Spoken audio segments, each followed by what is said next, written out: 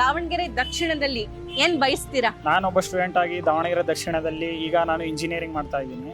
ಮುಂದೆ MNC company ಹುಡುಕ್ಲಿಕ್ಕೆ ನಾನು ಬೆಂಗಳೂರಿಗೆ ಹೋಗ್ಬೇಕು. ಹೌದು.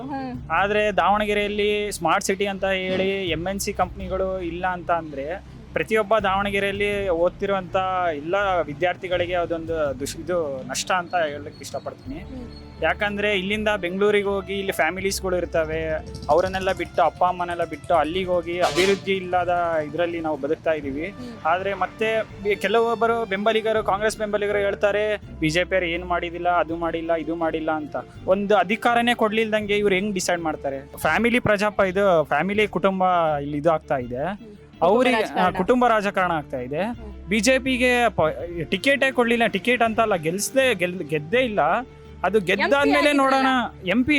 ಎಂಪಿನೂ ಆಗಿಲ್ಲ, ಸಿದ್ದೇಶ್ವರ್ ಅವ್ರು ಆಗಿದ್ರಲ್ಲ, ಅವಾಗ ಆಗಿದ್ರು.